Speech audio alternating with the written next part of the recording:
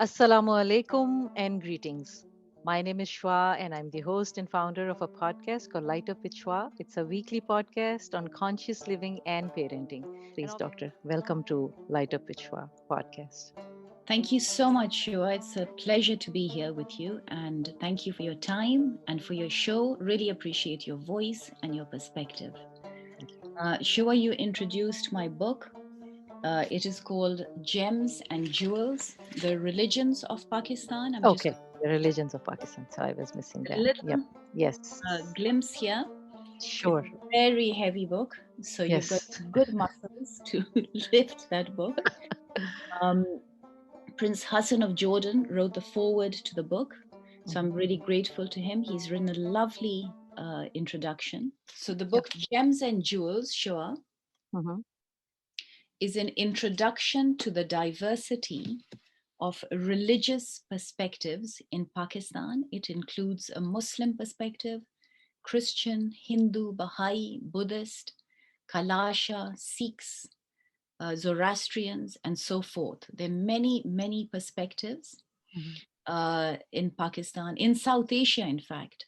And we get in this book not just visuals and pictures, with pictures taken by about 7 photographers, Mhm. and some of them very, very good at their job. So you have beautiful imagery, but you also have this array of diverse perspectives. So you get stories, you get beautiful stories of Baba Guru Nanak, you get stories Mm.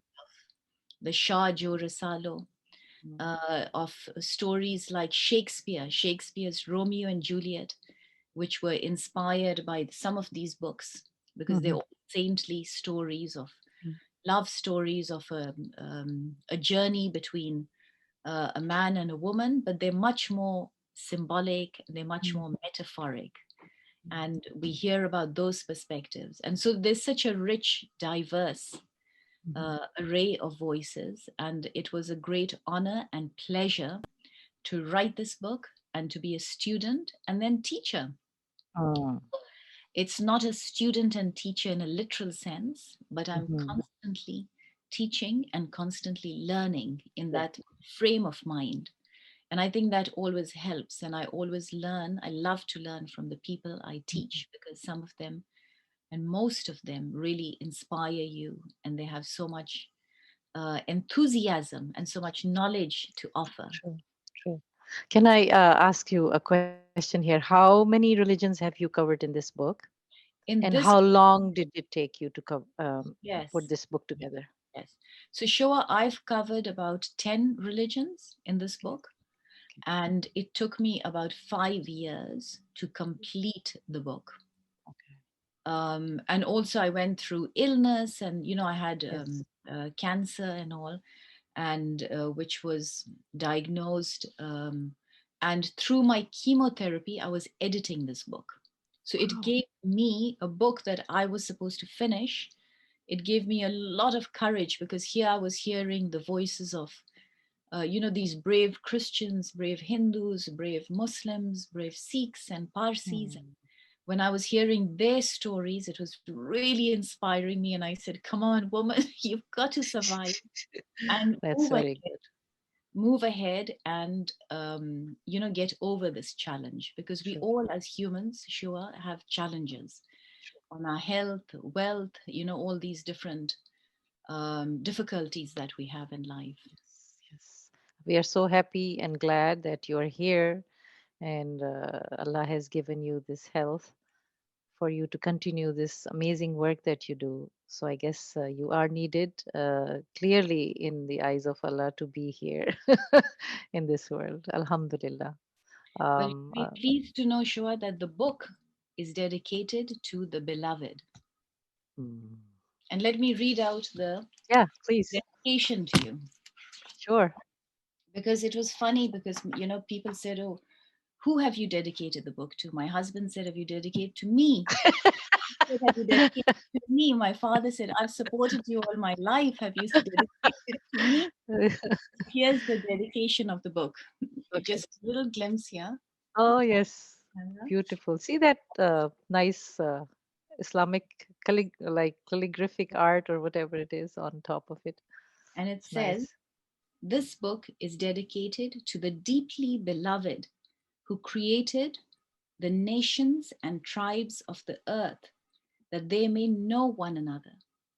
From them come those whom the scholars and saints call gems and jewels. Beautiful. That's so nice. Thank you. Thank you for reading that for us. Really appreciate that. So tell us about Sawat a bit, about the people, because especially in the West, we are a little, I would say, not fully positively educated about that region. So, how would you describe the people Yes. and the place? Well, not just in the West, sure. We all human beings are on a journey of learning. So both Yes. East and West, we need to learn more about the other. Yes. And my mother, Shua, comes from Swat, Hmm. and her great great grandfather was a saint. So he was a person who was very humble, he was very dedicated to the beloved, and he sat by the river Swat. And in fact, Swat was an ancient site for Buddhists and Hindu kings, etc.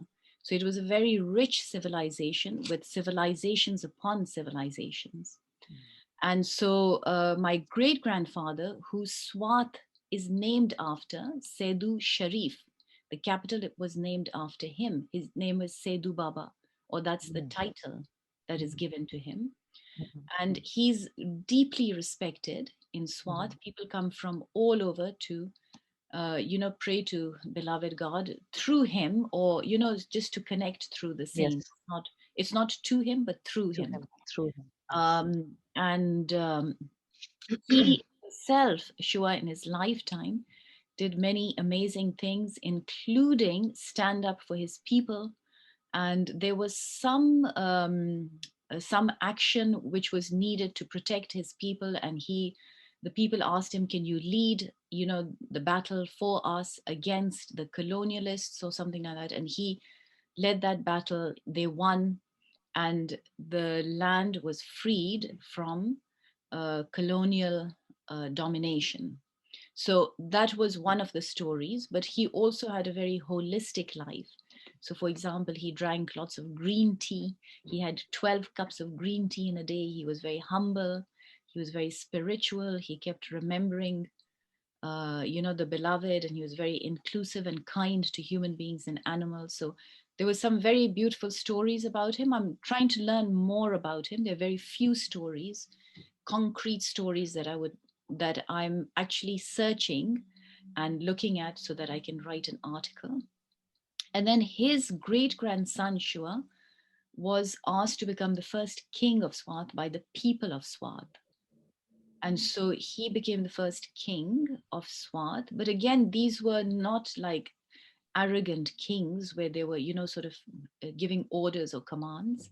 They were more serving people. So basically, they set up the first schools, the first university in Swat early in the 1920s. For example, Malala's father was educated in one of those universities. And he said that in an interview with me recently in Boston, where we gave the keynote speech together. He did say that, and he acknowledged that if it wasn't for the schools and universities set up by Wali Seb, then he would have not been in that position. So he inspires Malala directly. And so Malala is very much like other girls in Swat. They're very intelligent, they're very creative, they're very, enthusiastic about knowledge and want to be part of the world. They want to speak good English, they want to write well, etc. So that's very much part of that narrative. And then from my father's side, my father is a diplomat. He has been a scholar. He's been one of the leading voices on contemporary Islam, but Yes. with an approach to be inclusive and to reach out to all faith communities. So he's had very close ties with the leaders of faith communities. And some of his work has impacted and influenced many young people, especially students who study with him, including myself. So but he's not from Sawat. He's not from Swat, no. Okay. Okay. He's, in fact, his parents settled in Karachi. So that's Okay. the other end of Pakistan. Whereas my mother Yes. is Swat, which is the So, north. yeah. And that's the north is, in fact, when Queen Elizabeth from England visited Swat, she said it's so beautiful.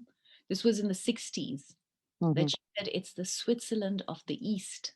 Because Mm. there were mountains and rivers, and Yes. Yes. the people are again they have a very educated mentality, so they want True. to again be inclusive. And Wali Saab had a system of great justice. So the state that he was in charge of, which was the Swat state, was very functional. It was very well Mm. run.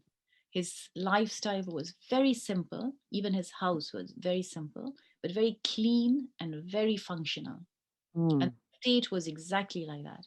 And he did not do nepotism or favoritism, Mm. etc. So he was very much for his people and how they People, would be. serving people. That's the key. Yes, That what you said.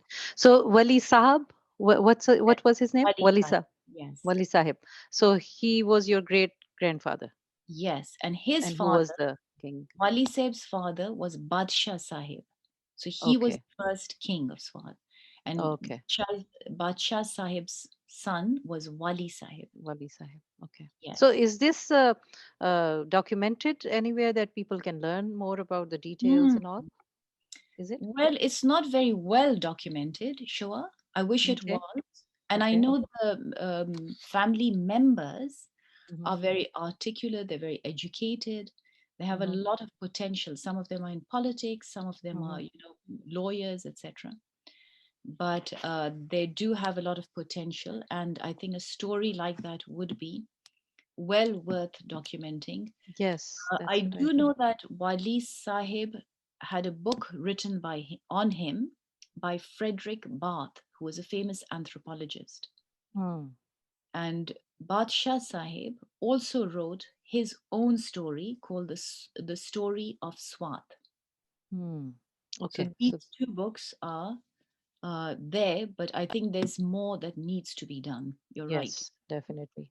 Uh, I wish we could work on writing and reading and documenting our history from our perspectives in our own respective places and regions. I was at studying at the London School of Economics, and I was Mhm. a young girl, and I picked up this book in my subject, which is called Social Anthropology. It's the study of Yes. human societies, Yes. and it was a book by Frederick Bath.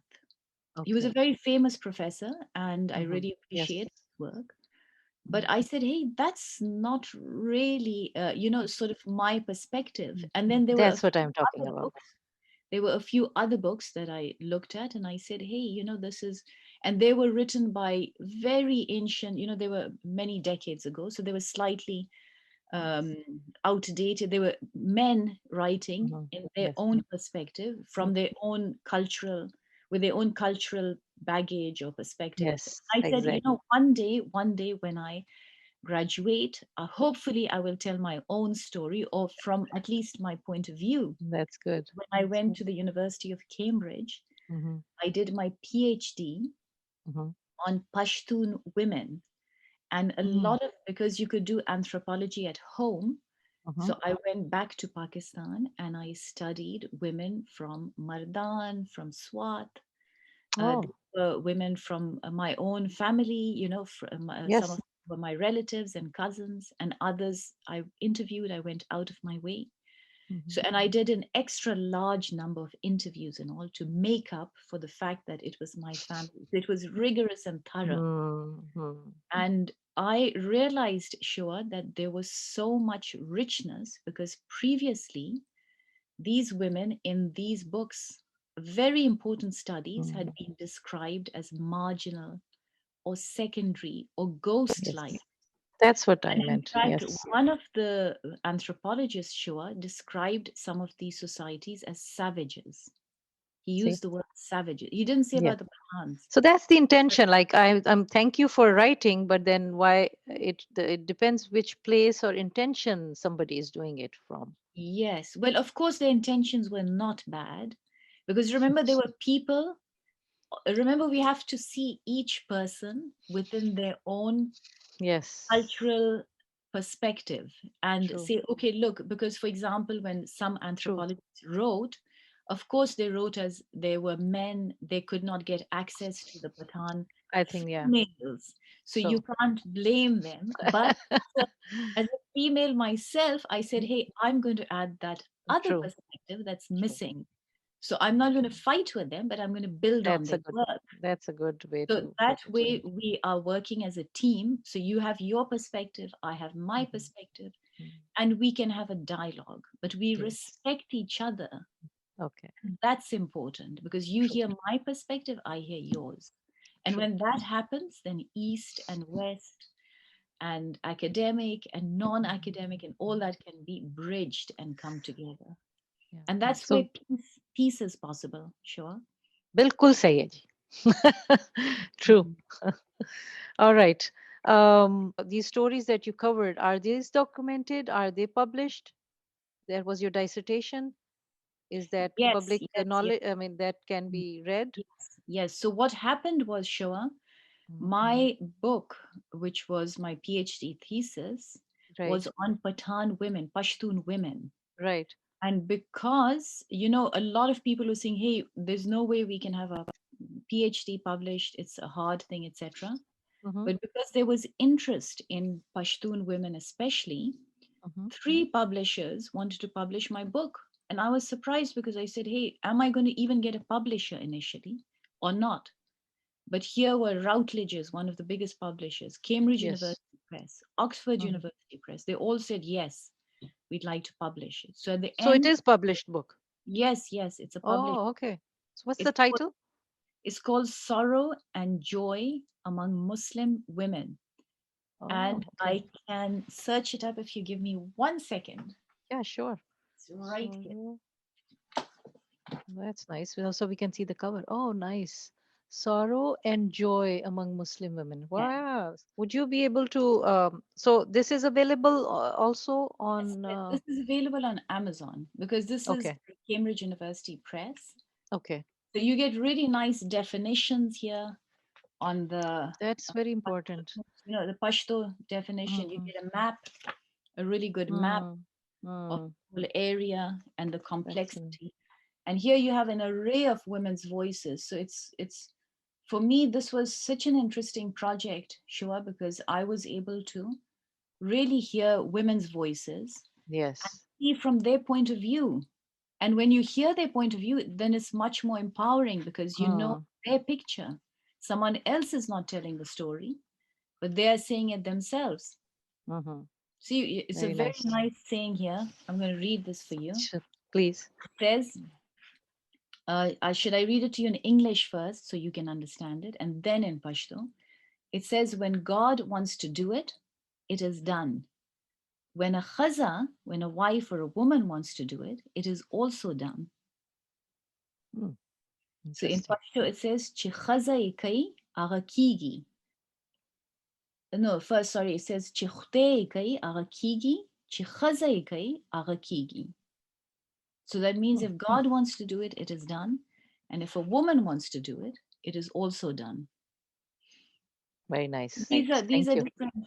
different perspectives from elderly ladies. Yes. Okay. Well, they would have lots of experience and knowledge to Yes, share, so that would be good. and So, did stories. you also interview younger or different spectrum Yes, of the yes, yes, the entire society? spectrum, sure. So young, Oh, excellent. old, Excellent. rich, poor, city Mm, dwellers, village dwellers. It was like a whole range of people. nice. Yes. Excellent. Excellent. So I discovered something more while we are talking. Yeah. Excellent. Thank you. Thank you. I am going to look for this too. Okay, let's continue. So how do we? I'm going to go a little faster now because I have so many questions and I don't want to miss on those. How do we decolonize our minds if it is any shorter answer you have? I don't know if there will be. Well, that's a really good question. Again, sure, you've come up with really, really good questions. I think you've accumulated them all here today for us. Um, but you know that that is a subject that's being studied in many universities today. Mhm. And it is a really important question. It's something that, scholars are grappling with and Yes. thinking and talking about because Yes. so two ways, very simple. Sure, I would say again, step in someone's shoes and see from their perspective. That idea is empathy. That's one concept. And we can simplify that further, but that's shortening the idea. Right. And the second way is also to understand colonialism in its own context. Mhm. It was phenomena or an outcome of its own time. But in this time, it's irrelevant. So we cannot impose those ideas on another, or maybe even the same nation, but we see what happened. For example, like I was telling you with my PhD thesis, a lot of people who wrote on that area were colonial officers from a certain country, from a certain time, but we can't judge those people in today's context, but we can say, Mm. yes, they're people within their context, and this was their language, this Mm. was their narrative. So we basically understand. So you are understanding as a student what was happening at that time. Mm. So isn't colonialism still in our heads, and the world It is very much, functioning in very, that yes, setup? yes. It very much is, sure, but it's a different language now. It's a different time, Mm. like you said. So we don't have books anymore. We've got something even more dangerous, which is these little gadgets, these phones, etc. Yes. So we've got people, your Hooked. younger generation, literally seeing these phones for hours and being absorbed by those ideas. So how the big challenge is, how do you get your younger generation Yes. engaged, reading, maybe thinking what's their identity, where they're going, because there's so much depression, there's so much negative thoughts, and that can all come from images, because you see people who are, they've got these filters on their faces, so they look a certain type, but as humans you can't look like that. But Yes. yet you're seeing those images and you're comparing your human self to a Yeah. filtered, like a Barbie doll or a filtered person. Yes. And again, that imbalance doesn't reconcile in the mind of young people. Mm. So we have to help that younger Mm. generation. Mhm. I want to learn more about through your journey. What completes you? What a good question. What completes me, Shoa, is I love reading if I have the time, but I've been doing more writing than reading. What completes me is good, positive moments with my family, with people. And family is, yes, my own family, but also a wider family. For example, the interfaith family, or Mm. a family of a community, who are people who reach out to you when you really need them, or where you're feeling down and they send you a positive message, and then you're uplifted. So that too is a reminder of every day that there are people who care, there are people who are there for you. So that completes me. But then on a more spiritual level, I definitely, as I said in my book, and it's dedicated to the beloved, I definitely am complete by his beautiful 99 names and by Yes. his vision of the world. Mm. And also that idea that it's, love for the beloved and love for humanity. So it's his diverse humanity that he's made. And then every time, Shoa, I read the Mhm. stories of the prophets or of the saints, Mhm. they inspire me so much. And they, of course, complete little bits of me. And more Mm. recently, in the last decade or so, I've been coming across a lot of saints of South Asia. So I've got to know Baba Farid, and I got to know, Khwaja Muinuddin Chishti. I got to know all these beautiful saints, Sultan Bahu and all. And I'm reading their works, and Hmm. it's very interesting because, for example, Sultan Bahu's grandson sent me his great great great grandfather's books, and said, "Can you please read them and come to a book launch?"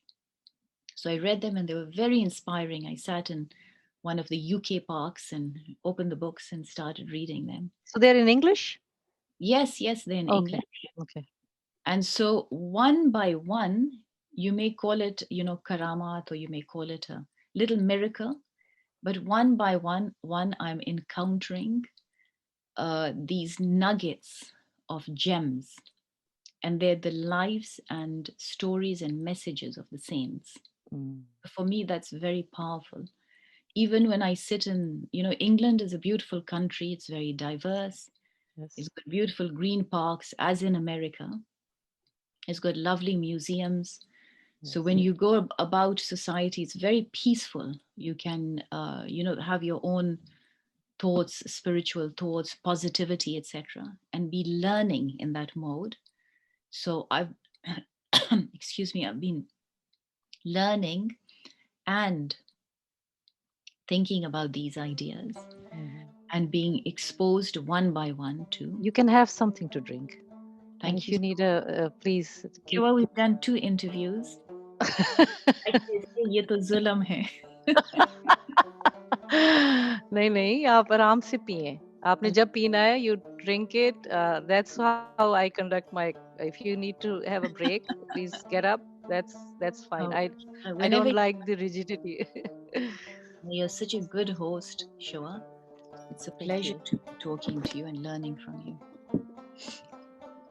That's your humbleness. So how do you perceive money and how much is enough? Mm. Now, that's a good question.